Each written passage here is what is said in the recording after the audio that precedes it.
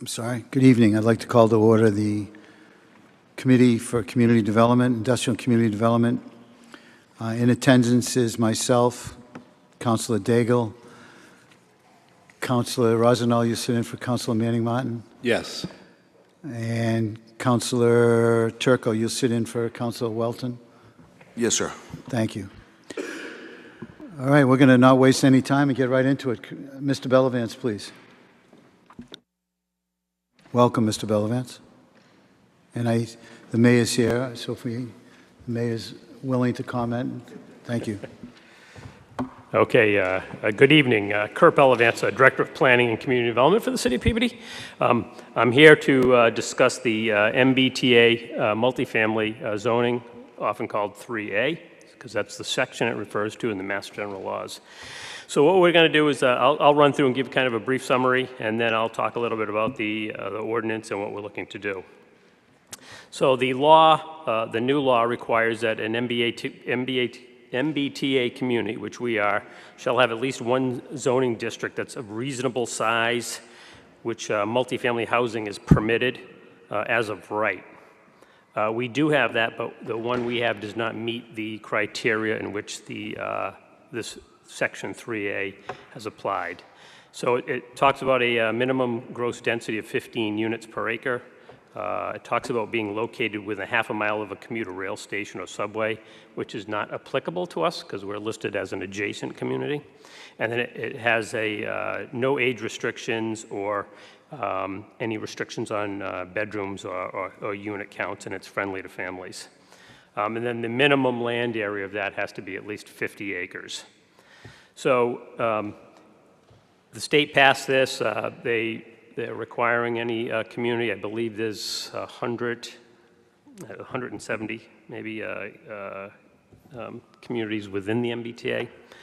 I know approximately about 77 communities have already passed this, and some communities have not passed it and have actually turned it down. But if we don't comply with this, we lose out on grant money, many of which that the city does take advantage of.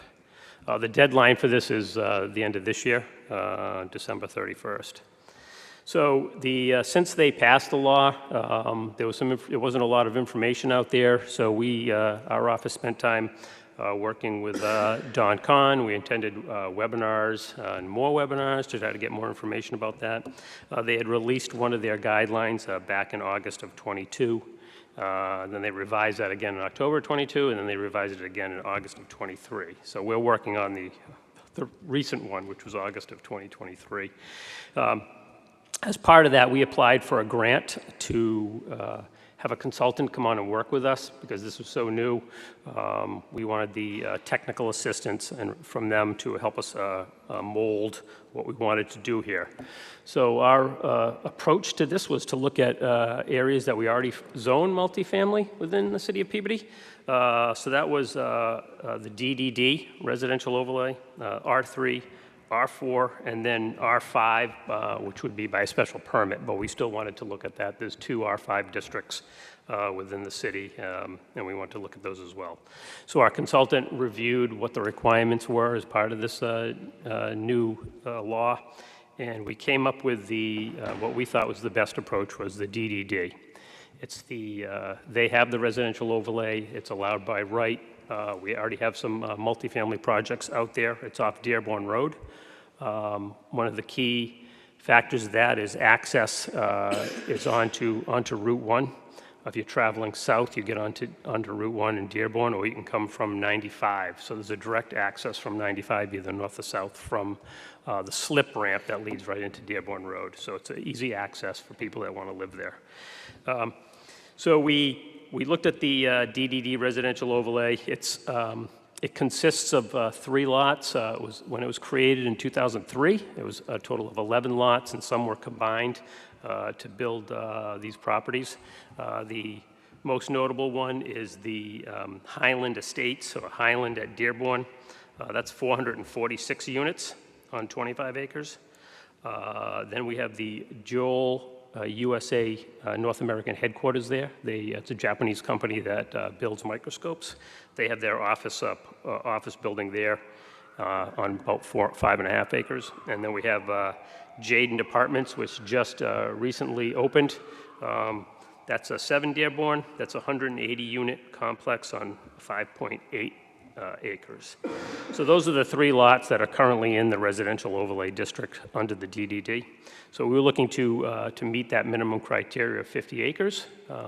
Directly across the street from that property is the Northeast Nursery, lack of a better word, distribution facility with plants and other types of dirt and things that they do to maintain their business. We reached out to the property owner. They're not interested in residential development. They have a successful business. They said maybe in the future at some point, but right now wasn't on their radar. So we thought that property might be a good position to add that and extend the residential overlay. Those 3 lots directly across from the current developments are 16.55 acres. So if we added those lots to the DDD residential overlay, we'd hit that mark and it would be 52.6 acres. So we'd reach that goal.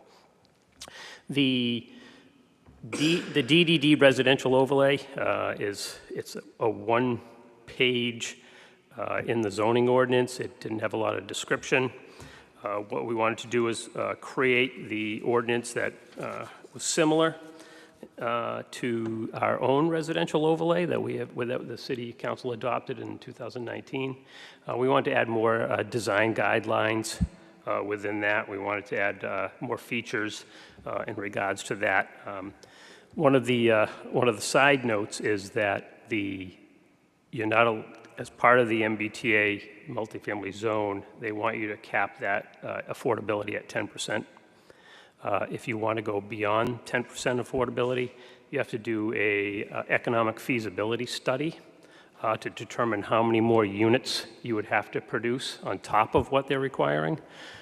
We reached out to try to get a grant for that. We didn't.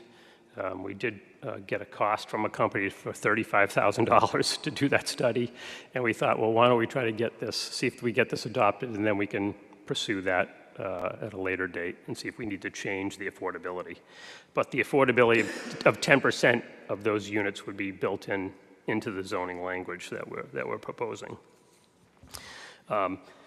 So as we move forward, and I'll talk a little bit about the zoning ordinance in a minute, but the 3 steps that are required as part of this is that we would vote to change the zoning language. We'd have to remove the DDD residential overlay portion of the zoning ordinance, and we would replace that with a new section, section 6.17. I think the document you have says 6.116 or 6.16. We have the incorrect number on that, but we can address that moving forward. And then the last piece would be we'd have to change the description in the zoning, under zoning districts to meet that requirement. So those are the 3 items that we'd have to do, where we need votes on basically as we move forward. I want to talk a little bit about the proposed district. What we did was, as I said, we worked with a consultant through a grant, RKG, the consultant with Innis Associates. What we had to do as part of this process is construct a model. We had to identify the property. They had to study the land to determine what could actually go there, whether there was wetlands there, floodplains, things like that that would not allow residential development because those wouldn't be included. We also looked at adding possible city property and state property, which abuts that area, but that's not allowed. We're not allowed to use public property either. So what they did was they found the model. They used the model to develop the scenario of development on this site and what they could do, and it worked. That was a fine location for us to look at changing the zoning. So what we did was we established this the overlay district. We gave it a new name. It's called Multifamily Overlay District. We put together as part of that under 6.17 was establishment and applicability of this district, similar to other areas of the zoning ordinance. We defined certain parts of that, of the language, so that it was clear and how that relates to this new district. We put in the permitted uses, which is multifamily housing.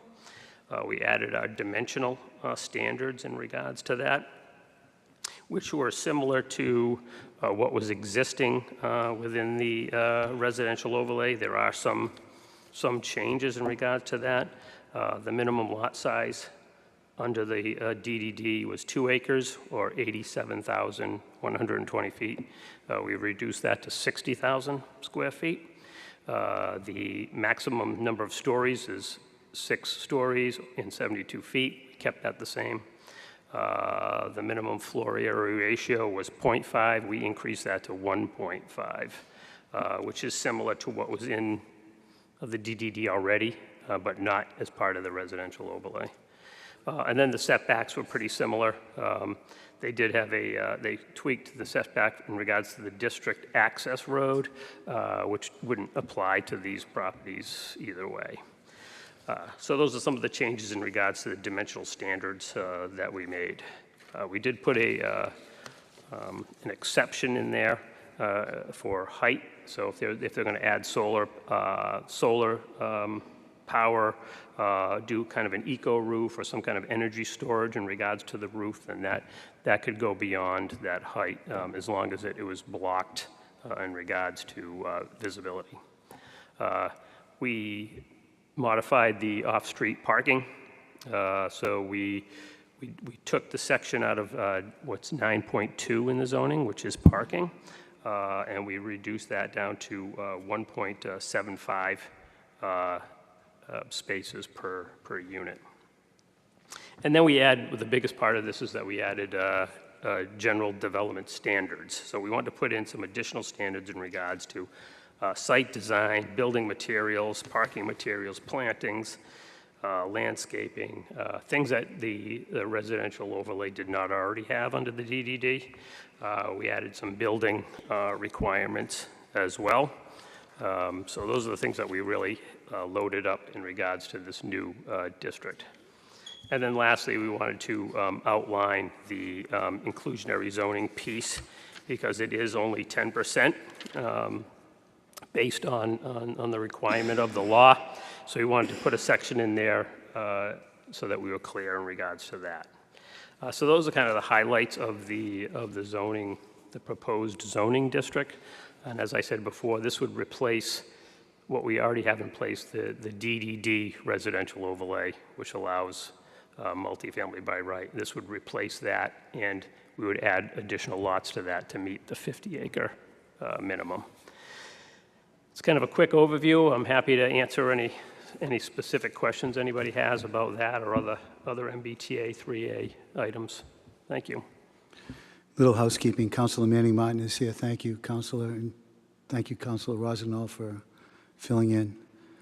Councilors, any questions for Mr. Bellavance? Councilor Gamache, please. Thank you. I'm not on the committee, but it is my district. I have a quick question for you. If you're going to change the DDD to privately owned properties that are already established, how does this meet the criteria of allow a build-out? In other words, they want to see housing on those properties, but within that 52 acres or whatever, 52.6 acres is what I think you said, they're all occupied. So how do you go about meeting this criteria? The law doesn't require you to build the units. It just requires you to zone to allow them to build the units. So this district is basically a safe district to allow for the zoning change, and we meet the criteria of what the what they want us to do, correct? Correct. I think possibly in the future, depending on how, I know Northeast Nursery does very well. It's a good business. Maybe sometime in the future, a son or a grandson or a granddaughter decides they want to do something different, then that may be a possibility. If I may, through you, Kurt, I don't think he owns that property. I think he's leasing that from the other side across the street. At least that's the way it started. When they built Fairfield, that was owned by Fairfield. And I believe Northeast was leasing that property. He may have bought it since then. It was quite a while ago, but that's what my recollection was, that Northeast was leasing that property. But it doesn't make any difference anyways. He's going to stay there, so. But Well- this is just to cover the criteria of the overlay, which would meet the standards of what the Massachusetts wants us to do, the MBTA, correct? Correct. And the property card lists it as Dearborn Farm Realty Trust with Andy Cotreau as the trustee, so. Okay, so I was assuming that he did he owned purchase it. it then. Okay, because I know that it was a lease agreement from before. All right, well, as long as, you know, we got plenty of housing up there now, and it's private property, so I don't think anything's going to sell out. Joel did sell some of his property, but that's because they moved. But, okay, thank you.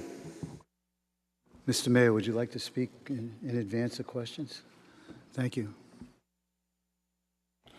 Thank you, Mr. Chairman. Good evening, everyone. Hope everybody's doing well. I don't have much to add. There were a couple of comments I wanted to make. I thought Kurt did an excellent job presenting and kind of outlining the issues here with the MBTA Communities Act. I know he and his team have spent a lot of time on this. We've had a number of meetings. And there's been two critical major issues that have been really pushed by the state regarding housing. And certainly as all of you know, we've discussed in the past, there's been a very strong push by the state to increase housing in cities and towns across Massachusetts.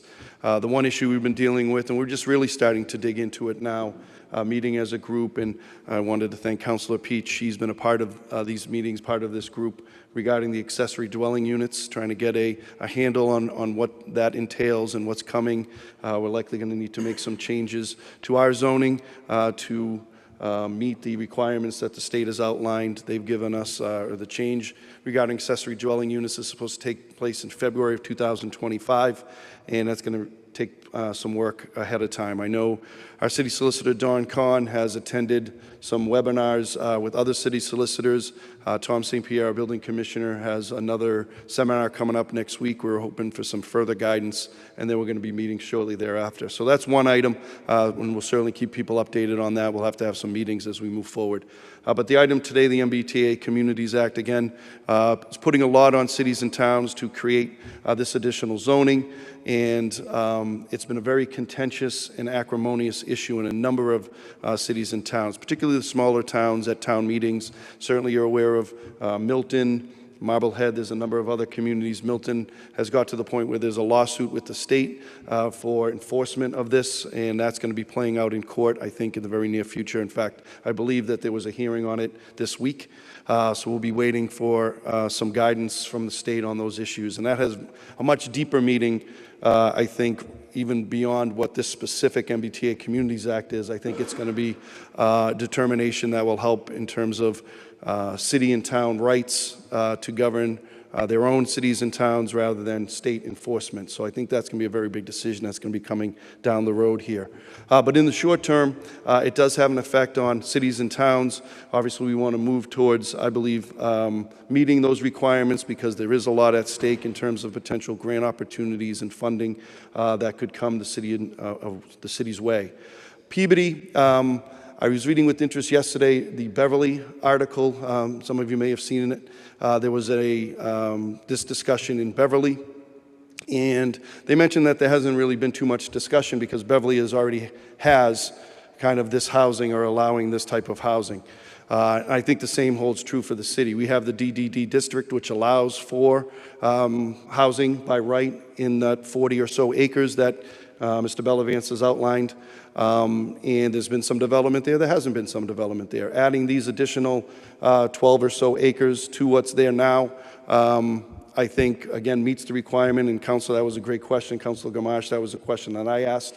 And it seems that at least the law as it is now is pretty clear. You just need to provide the zoning for it. And we'll see where that goes. But I think this is a good plan. It moves us forward. Not only are we moving forward and complying to keep our rights to get grants and some other opportunities, but also we're going to be certainly keeping an eye on what it means, this court decision in terms of state versus city and how cities and towns are allowed to make determinations and decisions regarding zoning for themselves. And I certainly think that we should be, as city officials, allowed to make decisions. We know our city and town, our cities best, and I think we should be allowed to do that. However, we will have to see how that unfolds moving forward. But I do think this is a good plan. And again, I want to commend Mr. Bellavance and his team. Certainly not easy issues, but I do think this is a good plan moving forward that allows us to meet the needs or the requirements set forth, but also retain some control over those areas. And certainly looking forward to questions and further discussion. And but I wanted to be here to show support and answer any questions that I may have, that anybody may have for myself. Thank you, Council. Thank you, Mr. Mayor. Just a bit of information. Yesterday was the opening volley on the court, state of Massachusetts against Milton. Milton against the state of Massachusetts. Yes. Councilor Rossignol, please. Thank you, Mr. Chairman. I don't know where to start. Through you to Mr. Bellavance, in this deplorable legislation, does it say anything about paying for infrastructure from the state? It does not. In this legislation, does it say anything about overcrowding in schools due to population that we're now mandated to increase? It does not. In this legislation, does it address widening roads, changing 95, changing 128 to add infrastructure? No, it does not. So once again, the state, in their infinite wisdom, decides to mandate cities and towns have high-rises anywhere that the state deems. Councilor Turco made a couple of statements years ago that he moved out of Revere because he didn't like how dense and how populated it was, so he moved north where it's a little bit less dense. I think the state, in their infinite wisdom, is just trying to paint with a huge, broad brush the entire east coast of Massachusetts, and it's changing every city and town. As the mayor pointed out, I think each city and town knows their city or town much better than the state does. We as a city, I honestly think, have done a great job with housing. I think we've done our due diligence maintaining our 40Bs, adding a housing overlay, doing what we have to do and what we should do to have affordable housing units.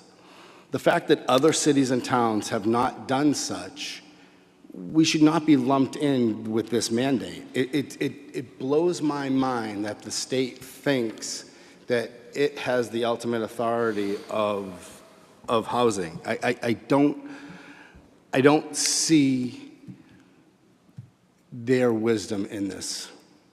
The fact that already Hanover, Hanson, Norwell, Marshfield, Milton, North Reading, Wakefield, Marblehead, Middleton, Holden, Tewksbury, Winthrop, and Medway have already said no to this. And one of the most common denominators with all that, those are all cities and towns where the residents are the ones saying no. The residents, the people that we represent, the people that the state represents. They're the ones saying no. Most of the cities are the ones saying yes. And it's not because they believe in this legislation. It's not. It's because they know money is tied to it. That's the only thing. It's the only reason why people are saying, okay, well, where can we pigeonhole this into our current zoning, or where can we carve out this so that it's not going to be completely detrimental to our society and to our city? I'll ask a question to this council. I was not on the council when we did our zoning. So through you, Mr. Chairman, to either Councilor Manning Mountain, Councilor Gamache, or to Councilor McGinn, or even to you, Mr. Chairman. How long did you spend on zoning? How long did you spend to try to create what we now have as a zoning map for our city? A year and a half. A year and a half. So it took a year and a half for this council to really think about housing and really try to develop our city the way we can succeed. And in one broad brush, the state says, yeah, that's great, but instead we're going to mandate you do 50 acres of affordable housing, but you get to choose where. It blows my mind that they think that this is a good idea. It really does. I'm kind of at a loss for words, to be perfectly honest with you. I'm just going to say two more things, and then I'll yield to my fellow councilors.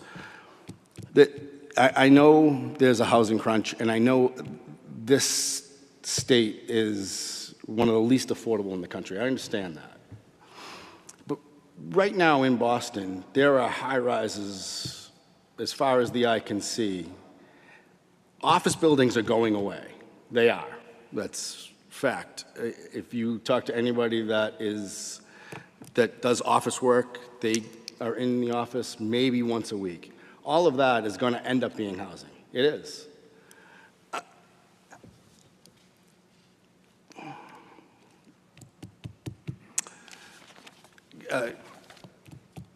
Mr. Bellavance, and anywhere does it say that through this legislation that they're going to improve the MBTA? No, it doesn't. And lastly, in this legislation, does it say where they're going to expand the MBTA further west to actually where there is land for housing expansion? Does it say that they're going to improve that at all? No, it doesn't. Thank you. I'll yield to my fellow councilors. Thank you. Thank you, Councilor Rosendahl. Councilor Manning Martin, please. Thank you, Mr. Chairman. With respect to the Milton SJC Supreme Judicial Court case, I've been following it, and all reports indicate that it had lukewarm reception from the justices, as it's been reported. And until the matter is adjudicated, I don't see why we are taking any action at all. I don't think it behooves us to take action and move forward and make changes in our zoning when it's before the SJC and they're questioning its enforcement. Whether it's enforceable or not has been received with very lukewarm reception from members of the SJC. So I just don't think that this is the time to be discussing taking some action to change our zoning to appease something that may not even be enforceable. So I'm very lukewarm to even be having this discussion at this point. I'd rather wait to see what the SJC deems as what is enforceable and what isn't. Because right now, it seems to me it's something that I'm really not even interested in discussing. Thank you, Councilor Manning Martin. Councilor Turco, then Councilor McGinn, please. Thank you, Mr. Chairman. Yeah, I mean, the whole thing's a bit disheartening at best. So let me preface my comments with, are you expecting a vote on anything tonight? So in order for the city to be in compliance, we would have to submit a 22-page application online. I would need a vote eventually. The process that I'm following as it comes to I and CD, they move that along to a public hearing. We'd have to have a public hearing before the planning board. And then we'd have to come back with a public hearing after we get a recommendation from the planning board to the city council for a vote to change the zoning. So that would be a public hearing that's advertised. We would expect that probably next month. Okay. With regards to tonight, though, you know, I just got this like literally 15 minutes ago, so I'm trying to figure out on this map, and I'm half blind, what abutting streets these affect, and trying to figure out where all of this is. And I think it's just a much broader thing than just changing zoning. For instance, I'm looking at one area that I do know, that abuts the DDD is First Ave. So if we were allowed to put large apartment buildings, how does that affect traffic where we've just worked for a topic of conversation for the last 2.5 to 3 years about Linfield Street, Casco, Bartholomew, and so this isn't, I understand you've done a nice job putting this together, but did the consultant come up with any type of traffic, was there any study done on how this district would affect traffic in the area? And I guess I'll leave that as a rhetorical question because I don't see it, so I'm assuming no. I need to look, I need a map of which streets this affects. I need to know before I make a blanket vote on something that is going to bite me in the ass in another 6 months because I just put apartment buildings next to, for instance, Rear Farm Avenue, an R1 neighborhood right in the middle of the DDD. I understand that everybody forgets about, Rear Farm Avenue. It's 25, 30 houses, whatever it may be. You know what, that I shouldn't say that because the mayor was pretty good with getting them on city sewage and paving that street and everything. But, it does get kind of, we forget that it's back there sometimes. That's right in the middle of the DDD. So now we're going to surround that R1 neighborhood with apartment buildings. It's just one of a number of areas that I could have concern with, such as First and Fifth, and how close those are to Linfield Street. So I guess for now, I'm just going to ask you, do we know how many parcels are currently occupied in the DDD and how many vacant parcels are available or for sale or for lease or any, do we have any numbers on those that what could potentially happen here? Well, just to be clear, within the DDD, there's an overlay district, a residential overlay district, which is currently on 3 lots. And we're looking to add 3 lots to that. The remainder of the DDD would still be the DDD. The lots that we're looking at converting to or adding into the part of the residential piece of it are on Dearborn Road, almost adjacent to Route 1. I have a larger map. I don't know if that would be easier for you to read on my notes.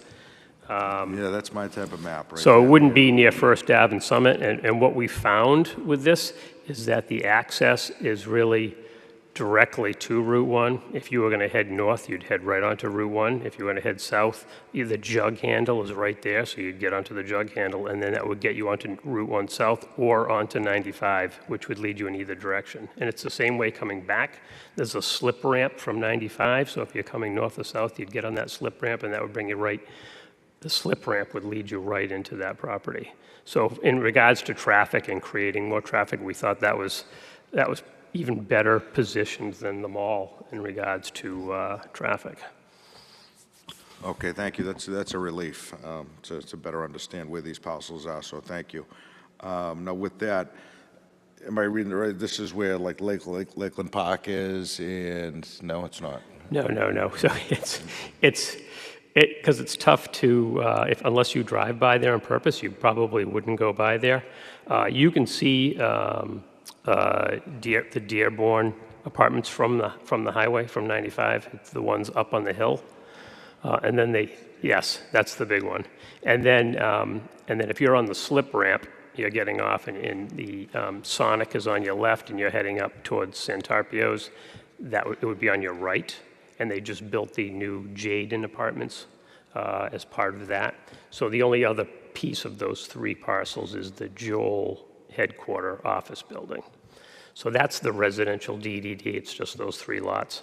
We're looking to add the ones across the street to add 3 more lots to that. So that would be the residential portion of the DDD. It's the furthest west portion of the DDD.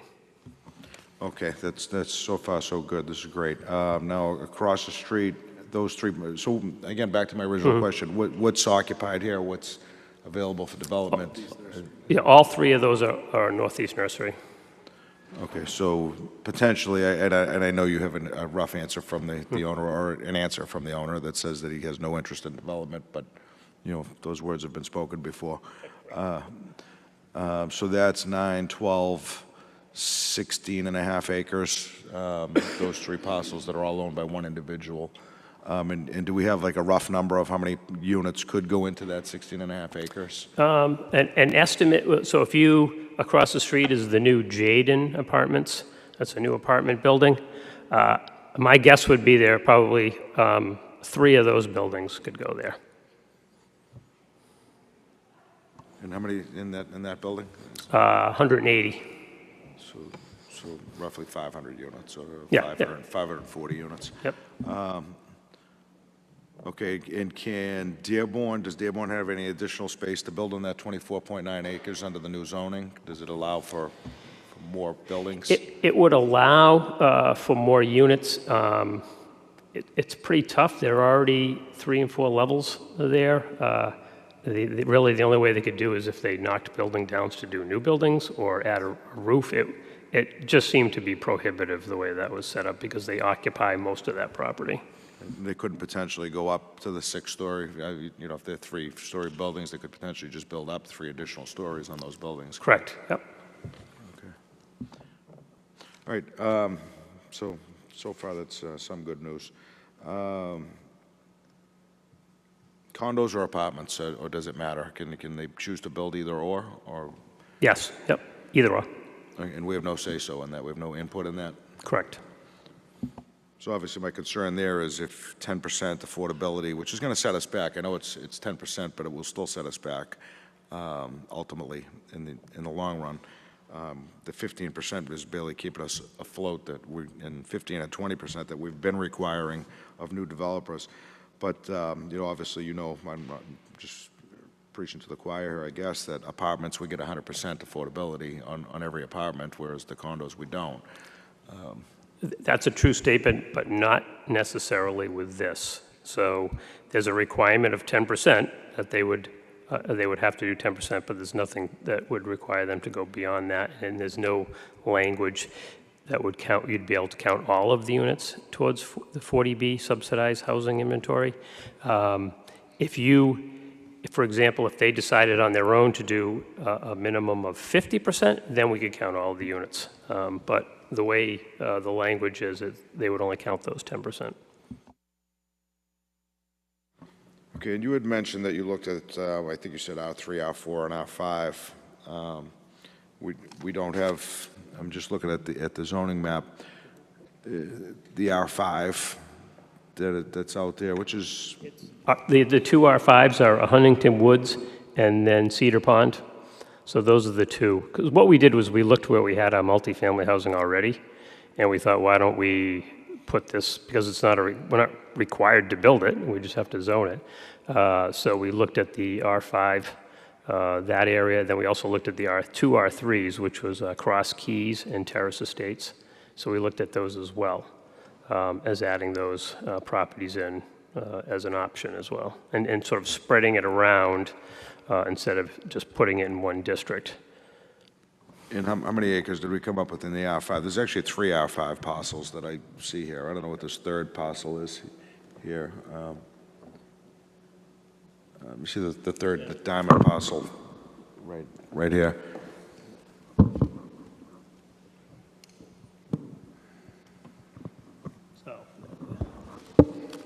That's the Arboretum. Okay, so combining those 3 parcels that are already built upon doesn't come up to 50 acres? Because they look like substantial lots. I don't have those because our original one, we looked at all of them, and then I kind of took those off the list. I have the other properties, the Terrace Estates, Cross Keys, and those. I'd have to look at what the exact zoning, what the size of those are. But for example, Huntington Woods has more open space, so if they wanted to build more buildings, that would be more feasible Okay. than, for example, Terrace Estates, which really doesn't have much land left to build on. All right, and then the last thing that I have written down here is you had mentioned accessory units on the rooftops for, you know, solar and other. Can we limit cell phone antenna from being added? You know, obviously we all know that's been a contentious issue in the past and can still be at some times. So do we have any rights to restrict cell phone towers use on the rooftops? That's probably more of a Don Con question, because I think the use, whether it's a special permit or allowed use for a cell antenna is separate. It's a separate use than residential. So that's kind of a separate question, and I'm not sure. Don Con would probably have a better answer for you for that one. Okay. My fear there is, and they're generally not overly tall, but my fear there is we have a 6-story building now with a 20 or 30-foot, antenna tower on the top of that, then extending up further, but What I can do is as we move forward, I can figure that answer out, and then if we can restrict it, we'll make sure that's in there. okay. And, Councilor Rosenthal beat me to the punch a bit, but, yeah, I moved here in 2000. It wasn't my first choice. My realtor called and said there was a house available, and I went up to South Peabody with the wife, which, growing up in Revere was like going to New Hampshire for me. And I came up, and honestly, I saw that it wasn't densely populated. South Peabody in particular had a lot of nice neighborhoods, and it's just, it's sad that the state can force this type of development into already overburdened neighborhoods. And it's just, I don't know, I can't even find the words. I don't know if this comes up for a vote, I'm not going to support it tonight. I think maybe with a little bit more time and a little bit more knowledge that I could, and I realize that you're under a time constraint, Kurt, but we could have a special meeting if need be. I need to kind of, again, look at unintended consequences. That the mayor could speak to it. Years ago, we put up a billboard that nobody thought would bother anybody, up on city-owned land up in the industrial park. And the mayor spent months and a whole bunch of money trying to rectify that for the residents of Cedar Pond. So, that's an unintended consequence. We didn't know it was going to happen, but it did happen. And I just don't want to do this to another neighborhood without... I just like a more detailed map of surrounding streets and residential, other than what I have here. And I think maybe some sort of traffic plan to address it. I know you said most of it goes out to Route 1, and it does look that way. And if I'm looking at the other, Dearborn comes out to Farm Ave, Jubilee, is it on the other side. Yes. So. Yeah, I think there's a connector road. I don't know what the name of that. I can't remember what it was. Yeah, and yeah, Jubilee to First. So I mean, there are access roads, and those are going to happen. But it's just something that we need to look at before we put another 540 units in the area. And just an answer I'd like to have, but. Again, thank you, Mr. Chairman, Mr. Mayor. Mr. Mayor, please. No, these are excellent questions, and I just wanted to state that, no, we don't need a vote today at all. This is an important issue. We need to take our time, make sure we're doing the right thing by our citizens, by the city. This is a situation where, quite frankly, we would have never brought this forward to you. This would not have been something that we would have been working on, certainly without the state requirement, which seems strange to me because I don't even consider ourselves really an MBTA community. We have one bus that goes through the city. We're not, in my mind, we're not an MBTA community. Well, we don't have a T station. We don't have subway. We've tried. We would love to get potentially a connection into Peabody. But because of how broadly they wrote the law, it puts Peabody in the middle of it. And this is something, again, that we would have never brought forward. But again, there's funding at stake, which concerns me always, and I'm conservative in that sense, to bring this forward for discussion and to try to look at locations that seem to make the most sense when, again, these would not be things we would bring forward without this requirement and this demand. So, but please, we need to take our time. this is something that we've taken a lot of time on to try to figure this out, looking at different locations in the city. To bring it forward, it would be unfair to us, or unfair to you, for us to ask for a vote today, certainly. So, you know, some additional meetings we can set up to give everybody time to look into this, and maybe hopefully, as Councilor Manning Martin, I think correctly said, let's see what the SJC determines on this issue. Right now, it's still, we're operating under a deadline of the end of this year, but we'll see how that unfolds. But this certainly, I think, is the correct request to ask for some additional meetings and additional time. So just want to make sure that that was clear to everybody.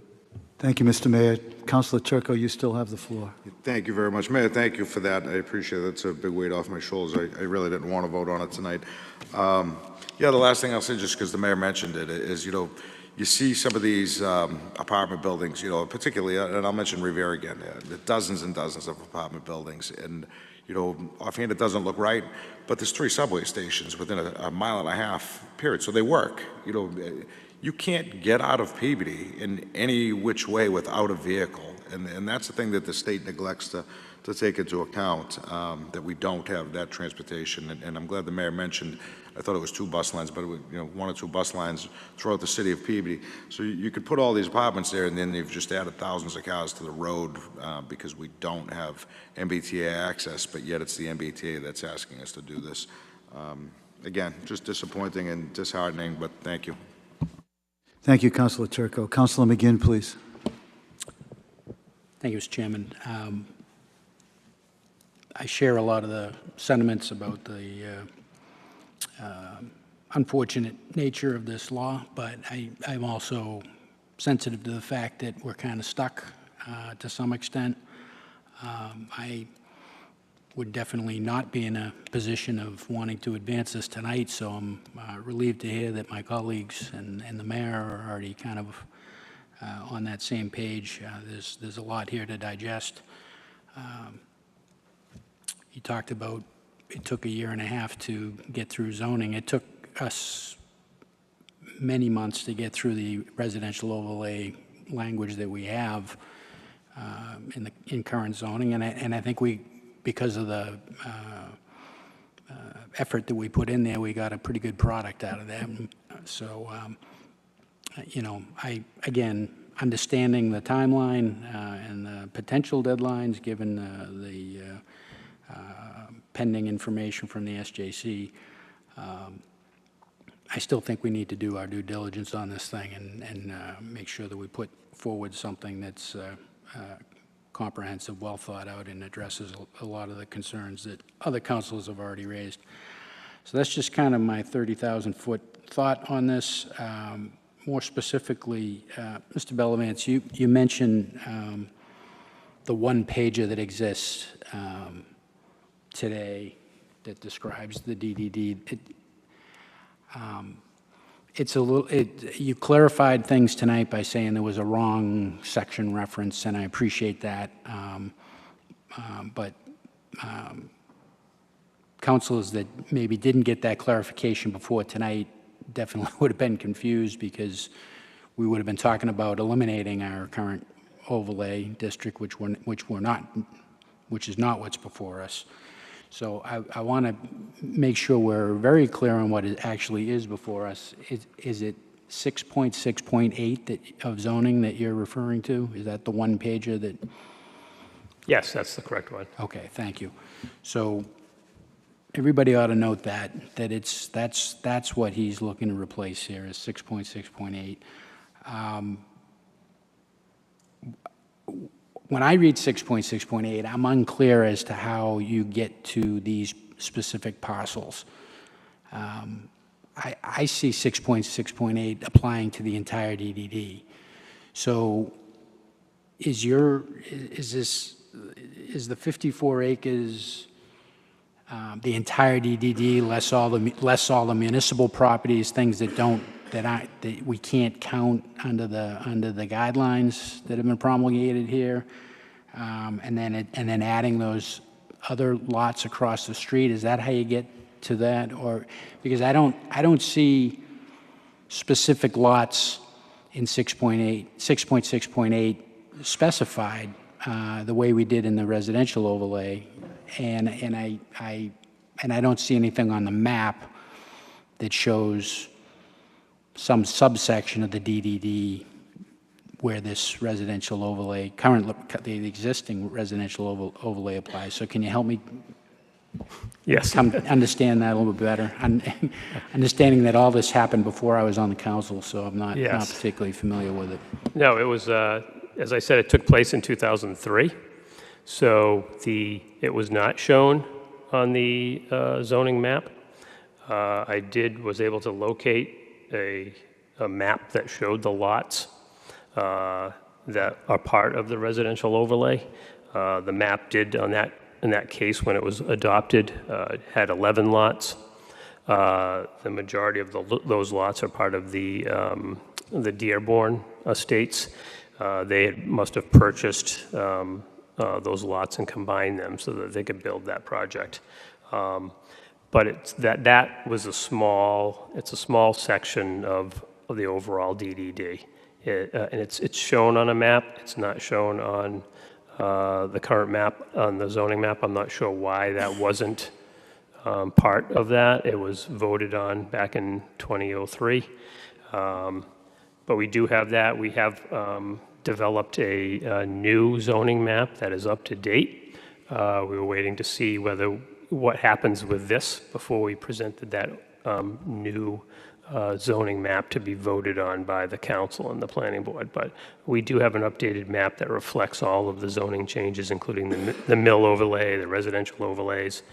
But my guess is when they adopted 6.6.8, they didn't list the particular lots. They just put it on the map. But those were combined, and at current day, it's 3 lots. As I said before, the Joel headquarters, the Jayden, the new project, and then the Dearborn Estates. So that the remainder of the DDD, this would not apply to the remainder of the DDD. It's similar to any other overlay. The overlay is where it's shown on the map, which you can't see it on the map, unfortunately. You can't see it on the map. I mean, I can only see one overlay on the map. I see the mill overlay. I don't see any other overlay. So we need to figure out a way, Mr. Chairman, to do this consistently. It's either all these overlays should be on the map, or they should not be on the map, and they should be described in the language of zoning, one or the other, but it should be consistent. It shouldn't vary from, I don't know why I'm directing it at you, Mr. Chairman, through you to Mr. Bellavance. It's very confusing. I mean, and this one, I don't see it in 6.6.8. It's certainly not your fault, Mr. Bellavance. I know this happened before your time, but where did you find it? You found it on something that was voted on in 2003? How would anybody know this? There was a copy of that with the zoning ordinance, the map. So we do have a map that does show that, and it's a map that's been voted on piecemeal. So as we adopted the mill overlay, as we adopted the residential overlay, we've changed the map all along. So we do have a current up-to-date zoning map. So I think a lot of people refer to the old one that was, I think, dated in 2014. So there is actually a new one. Well, thank you, Mr. Bellavance. I look at the zoning map all the time, and I look at it online. So you're telling me you have a map that's different than the map that's online? Correct. Yeah. Well, that's a problem. I mean, I would hazard a guess that the vast majority of people that would be looking at zoning are looking at the version that's online, not making an appointment to see the map that might be in your office. Well, the building commissioner really is the official holder of that, and typically we get, if it's actually serious, we'll get a call about that, and they'll want to meet with us and go over it. Okay, well, now I understand where that exists, so thank you for clarifying that.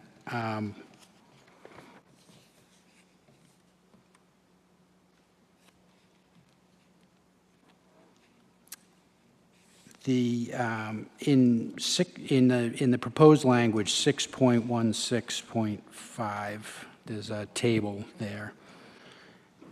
And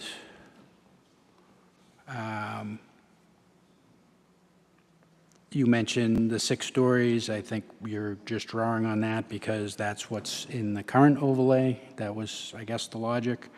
But what I'm trying to understand is with these standards that are being proposed,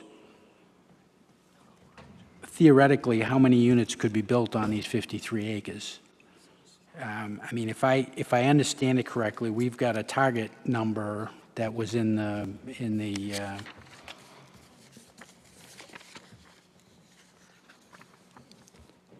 if you look at the 3A guidelines and you look at Peabody, it lists our 2020 housing units and it lists a minimum multifamily unit capacity at 2,319 units. So if you were to max out the 53 acres with these specs, how many units would fit, I guess?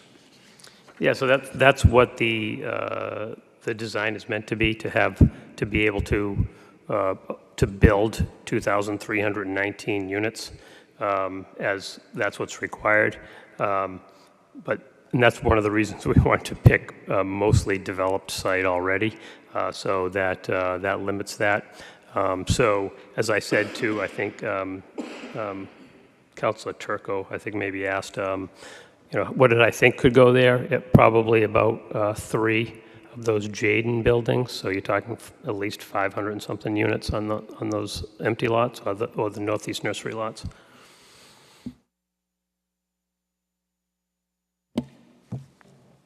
All right, let me ask the question a different way. So there was a requirement that there be the density could be 15 units per acre. How does this density compare to the 15 units per acre? Yeah, that's the minimum, 15 units. This is roughly about 45 units per acre. Right, I thought so. So why are we going so high end on that when this law doesn't require us to do that? Well, the option is that we have to come up with zoning that shows the construction of the 2,300 units that you referred to. The other option was to spread that around. The more lots you you add and the larger you make that district, the density would go down. So as we add lots, if we wanted to look at other lots to add, then we could reduce that density down to about between 15 and 18 units per acre. But we were looking at trying to condense this in one area. No, I get that, but the requirement is that our acreage requirement is 50. Isn't that correct? Is that correct? That's the minimum, yep. That's the minimum, right. So why would we have to find additional lots if we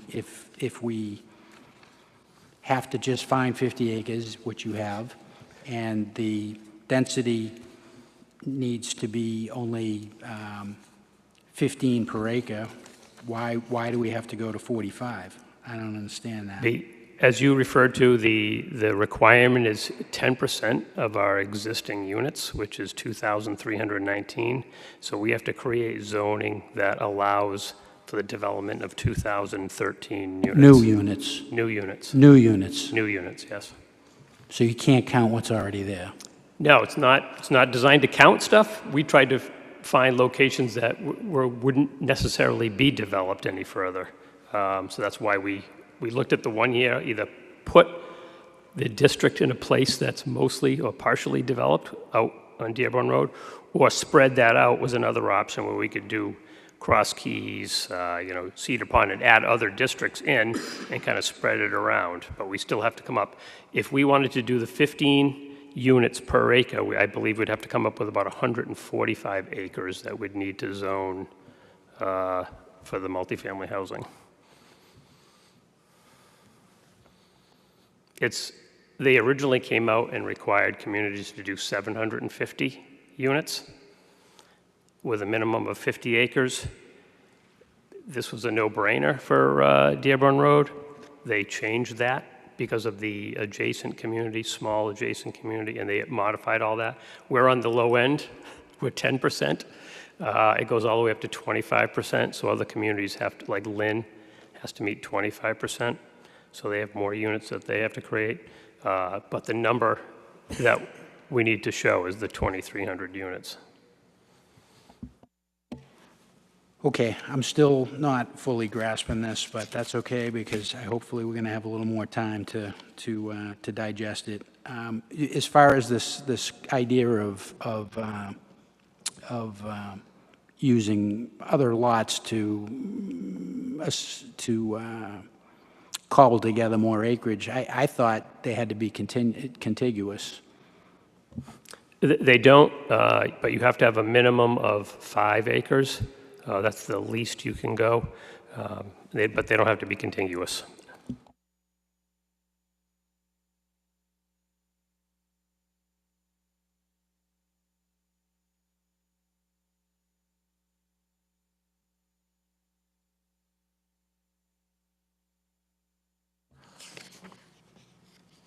Okay, you've addressed the affordability issue here. I'm a little fuzzy on this too, because you're saying we're not going to be able to require more than 10%?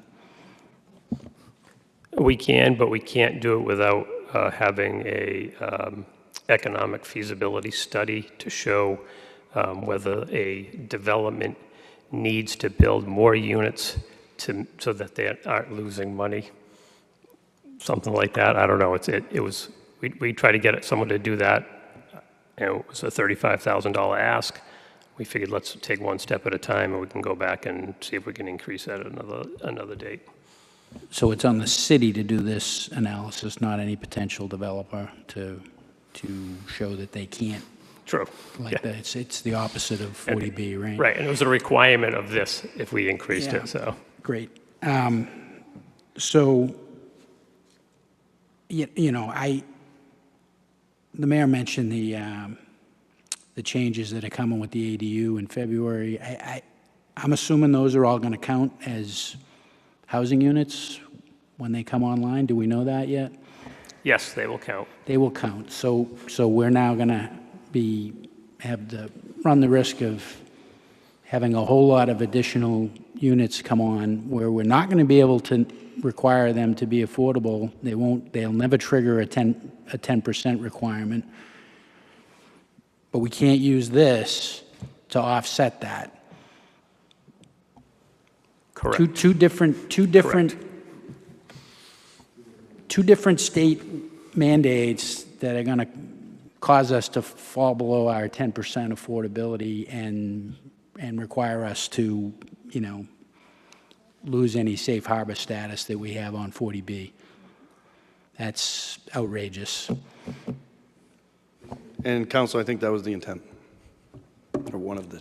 I'm sorry, Mr. Mayor, I didn't. I think that very thing that you just outlined is one of the state goals, so that cities and towns can't use safe harbor. They're purposefully trying to drop several communities below 10%. That's what you're. I think the way you explained it, that's the conclusion that can easily be drawn. Thank you, Mr. Mayor. Thank you, Mr. Belvance. I appreciate your responses, clarifications. Mr. Chairman, those are really just kind of my high-level questions. I have a whole lot of other questions that are more granular. I don't know that this is the best use of our time tonight to get into those, but in the past on zoning, Mr. Belvance has been generous with his time, and I could probably put some of those forward to him and submit that stuff as a communication to the committee, so you could see some of that back and forth if there's an appetite for that. Thank you, Mr. Chairman. Thank you, Councilman McGinn. Mr. Mayor, did you want to say something? We have other. I just have one additional comment, but Counsel, did you want to? I was just hoping that we would consider moving along and keeping this in committee and call it a night. I think we've given enough time on this ridiculous matter. Thank you. I agree with you, Councilman Manning Martin. I just don't want anybody that wanted to speak. Councilor Peach? Thank you, Mr. Chairman. Through you to the clerk for a timeline.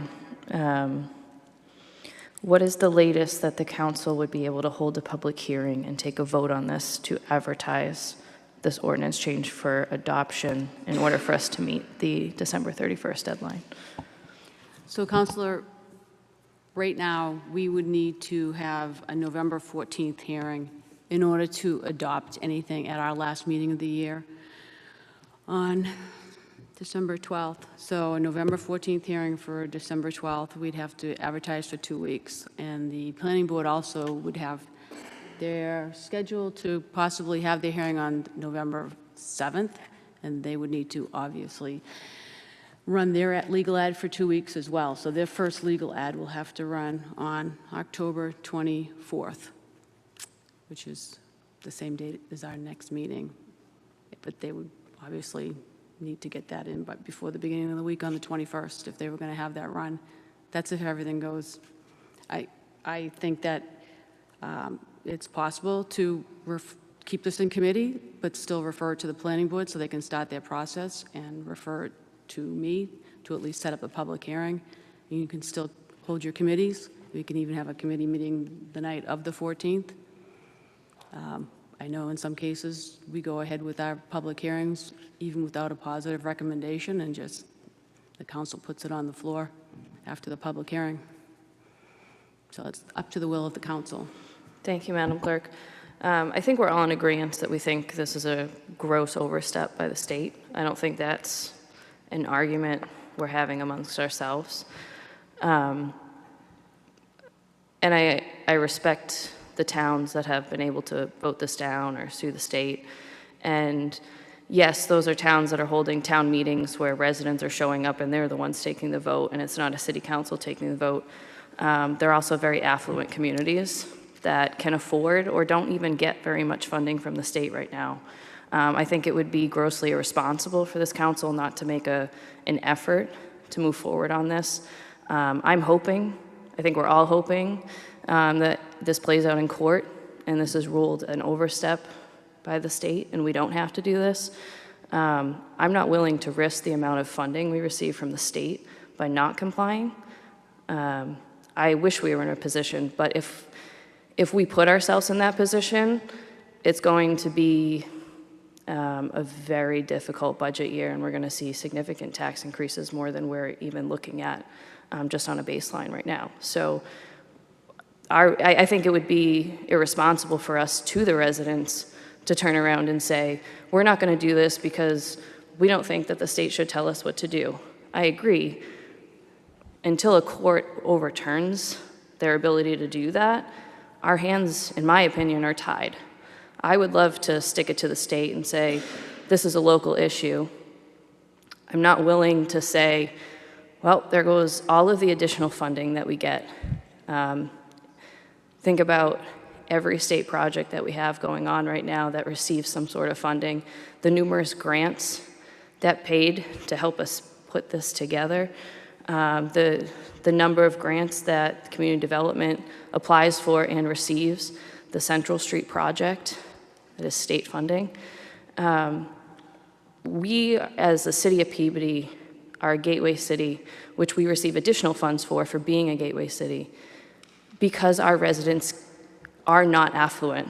We are a very mixed city in terms of socioeconomic status, and our residents cannot afford to lose state funding.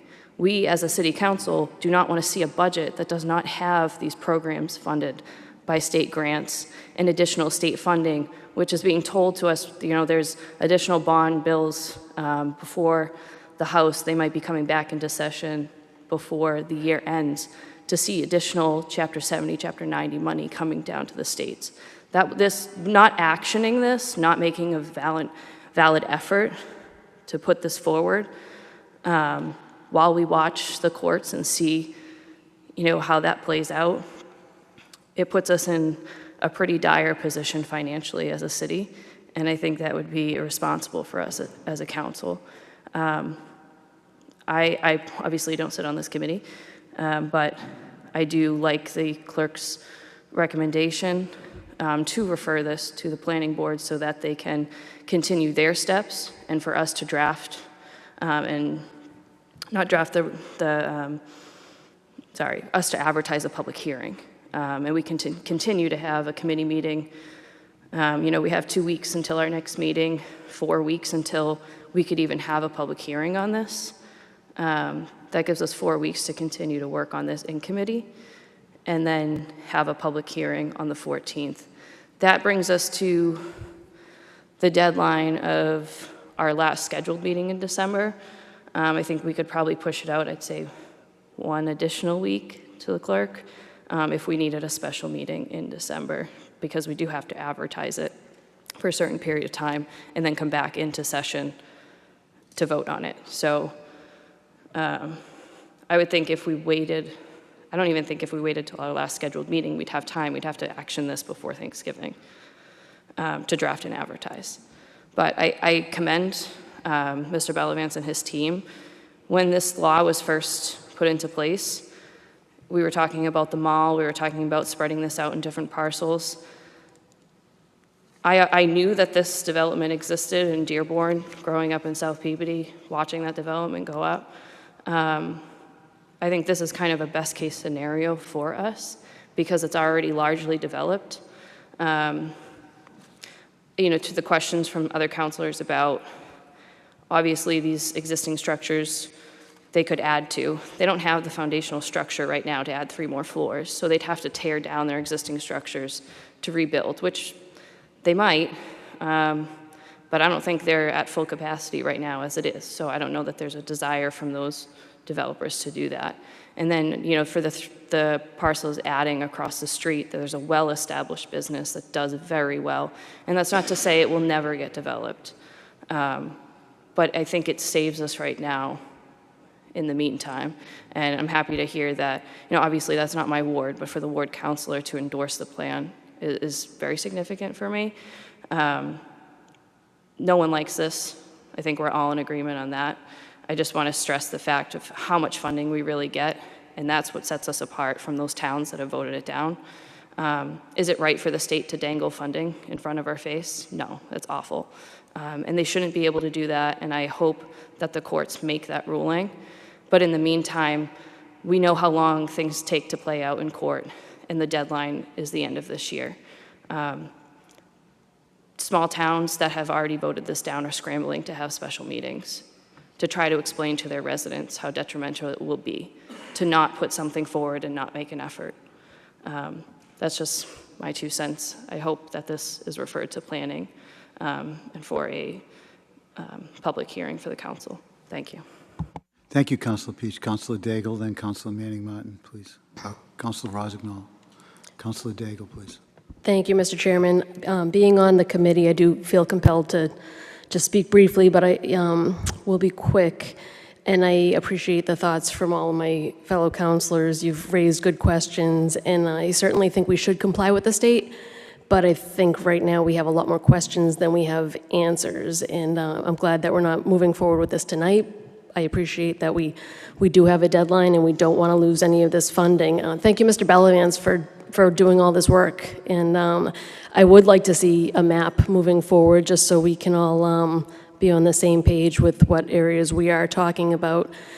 And then the only other thing I'm compelled to say is the mayor made a good point about us being an MBTA community, which we're really not. I wish I had time, I should have Googled it on my phone at mass.gov.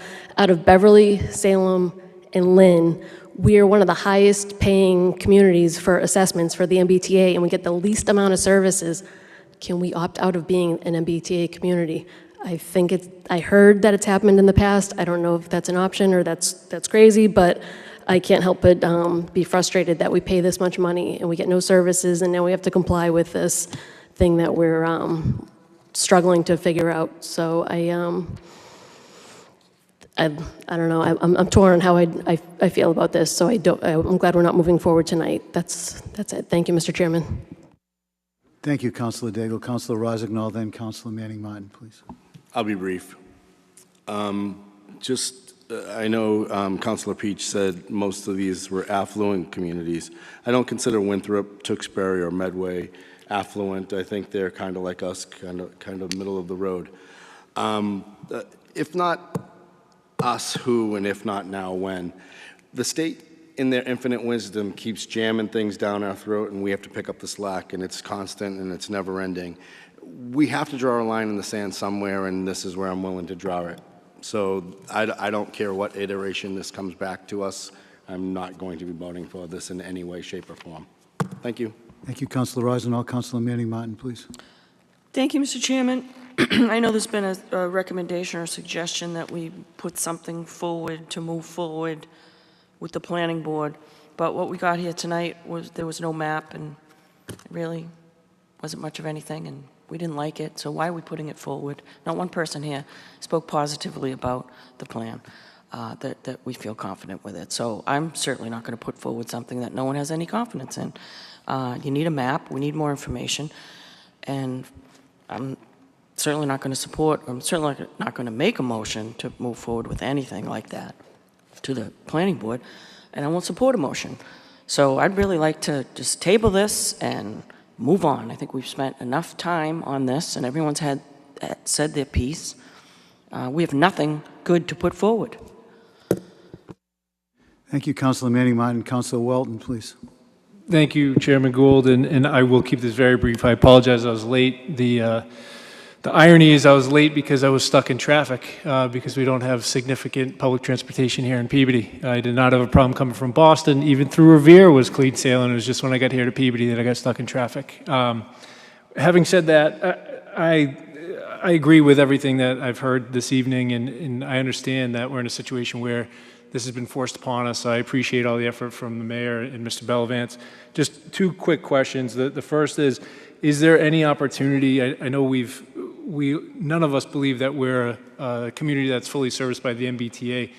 Is there an opportunity, if we need to do this, to move forward to leverage some additional infrastructure from the MBTA? I know we've talked for years about connecting to the commuter rail in Salem in various forms and fashion, but if there's an opportunity to pursue that, I'm not expecting an answer right now, but I think we should be really heavily, aggressively pursuing that.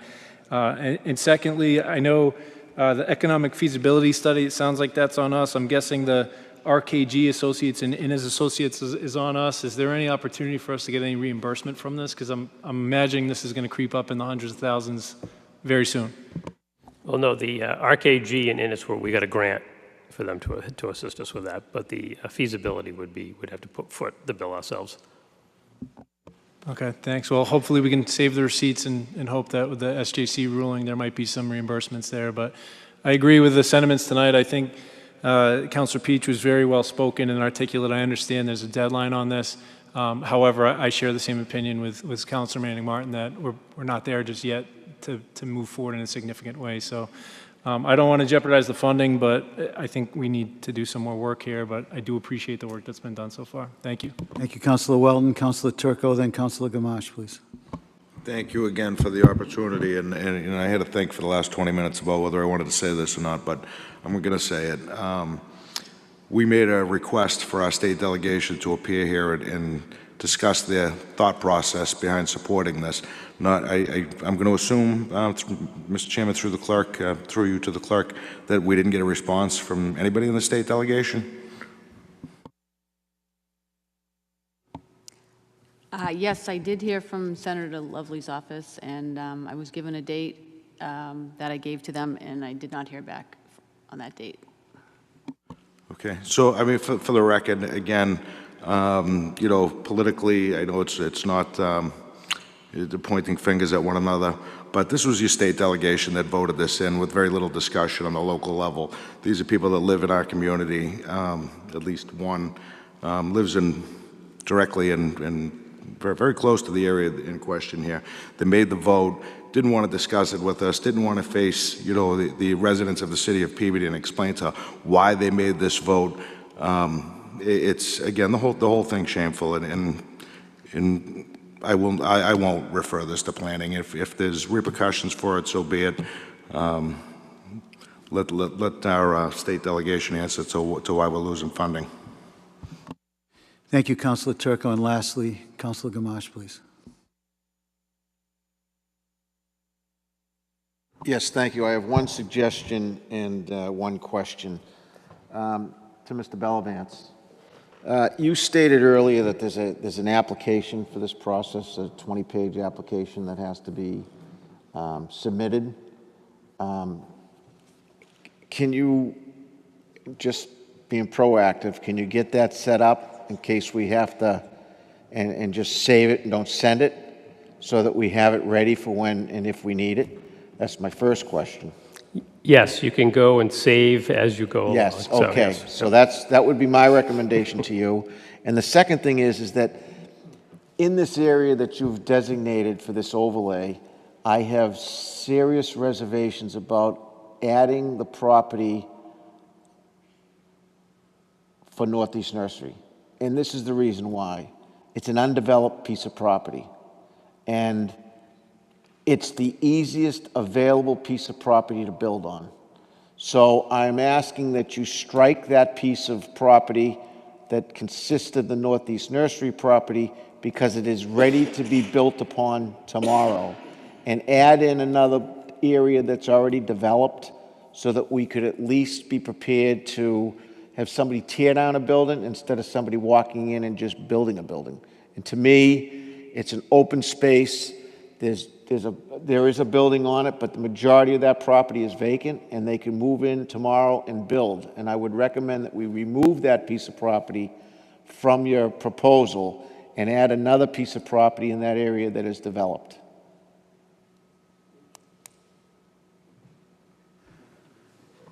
Thank you, Councilor Gamache. The mayor would like to make a closing remark, please. Thank you. Great discussion, everybody. Thank you, Council. We will look at that. I did want to speak because there were some good questions asked earlier about kind of, I guess, I want to go back to where this started when we had our initial discussions. And again, I want to be very clear, maybe people who are joining now, we would not be bringing this forward if it was not brought upon us by the state. This would not have been something that I would have proposed. But I did direct and ask Mr. Bellavance and his team, when I gave it real thought and we were looking at, okay, do we do acreage together kind of in one area, or do we spread it around the city? I felt that the better decision was to put it in one specific area of the city rather than it being spread out to a number of neighborhoods that would be potentially more affected.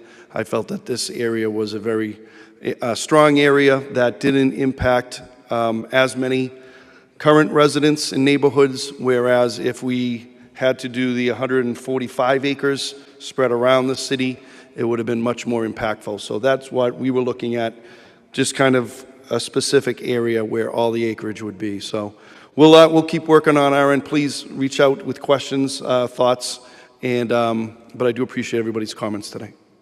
Thank you, Mr. Mayor. Thank you very much to everybody and their opinions and teamwork and patience in letting everybody speak. What's the will of the committee? Do I have a motion on the floor? A motion to leave this in committee and adjourn. So this will stay in committee. Thank you, Councilor Manning Martin. Want a roll call vote? Yes, please. Councilors Turco, Yes. McGinn, Yes. Daigle, Yes. Manning Martin, Yes. Gould. Yes. Motion carries 5-0. Motion Thank to you. adjourn. We are adjourned.